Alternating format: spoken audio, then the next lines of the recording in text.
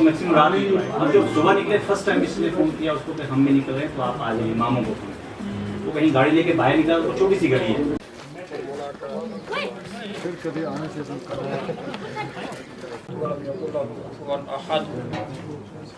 اللهم اغفر لحينا ومجد شهید ہے سب کے روحوں کا سکون پر اثر پہنچا کر حاضرین مجلس کے ابا اٹیک کیا بہت بڑا ٹیررسٹ وہ ایک چیز ہاں یہ ایک پلوامہ اس میں بھی تھا جی وہ جیش محمد کا بنا کے کوٹلی میں بتائیں گے ہاں بالکل پہ وہ انعام رکھے پڑتے ہیں بہت بہت رحم کرے اللہ احد اللہ الصمد لم یلد ولم یولد ولم یکن له پھر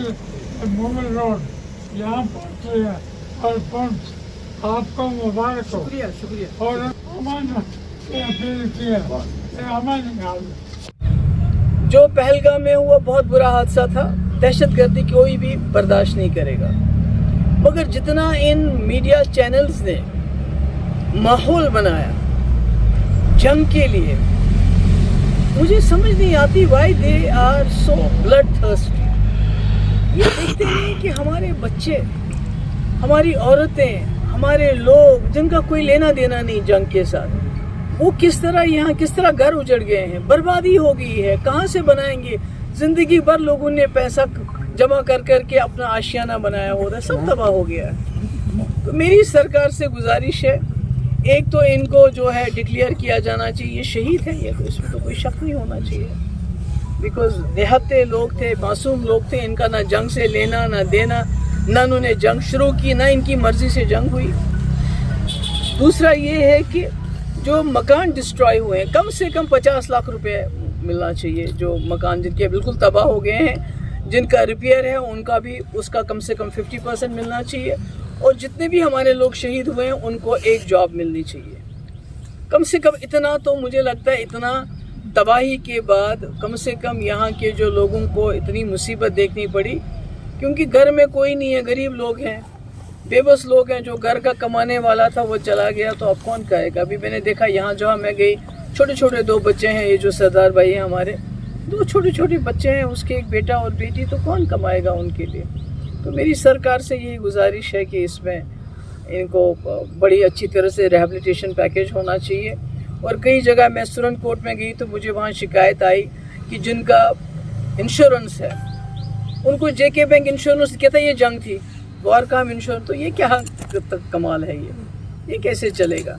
تو باقی جہاں تک آپ جانتے ہیں کہ میں جب سے یہ شروع ہو گیا ہے، میں نے پہلے دن سے بولا ہے، جنگ کسی مسئلے کا حل نہیں ہے، کیونکہ جب جنگ ہوتی ہے تو یہ شروع تو ہو جاتی ہے پر اس سے حاصل کچھ نہیں ہوتا ہے، بلکہ دونوں طرف کی ہار ہو جاتی ہے، کیونکہ معصوم لوگ دونوں طرف سے مارے جاتے ہیں۔ اگر یہاں زین اور عروبہ ماری گئی، 12 سال، ابھی ان کے 25 اپریل کو ان کا برتھ ڈے، 12 سال کے ہو گئے۔ وہاں میں نے دیکھا چھوٹا بچہ 7 سال کا ارتضا عباس، چھوٹا سا 7 سال کا بڑا خوبصورت سا بچہ، وہ اس کو بھی یہاں شیل لگا تو اس کی وہ ایسے ہوئے۔ تو میں سمجھتی ہوں یہ برا ہے۔ میں پھر کہنا چاہتی ہوں کہ ابھی جو ہمارے ملک میں اور پاکستان میں ایک سیز فائر ہو گیا ہے، تو یہ it should not be an event, ایک بار ہو گیا تو بس نہیں، اس کو قائم رکھنے کے لیے محنت کرنی پڑے گی، اور اس میں دونوں ملکوں کو انویسٹ کرنا پڑے گا تاکہ دوبارہ خدا نہ خواستہ اس قسم کے حالات نہ ہو جائے۔ اور میں ساتھ ہی یہ کہنا چاہتی ہوں، ہمارا ملک بڑا ہستہ بستہ ملک ہے، ترقی پذیر ملک ہے، اس کی اکانومی 3rd نمبر پہ ہے۔ It's like an elephant, economic میں یہ ایلیفینٹ، جیسے ایلیفینٹ چلتا ہے ویسے ہندوستان چلتا ہے، مگر یہ جو بیڑی ہے اس کے پاؤں میں، یہ جو ایک سمسیا ہے جس کو واجپئی جی کہتے تھے کہ ہم کشمیری کی سمسیا کا سمادھان انسانیت کے دائرے میں کریں گے، تو میں سمجھتی ہوں کہ کشمیر کو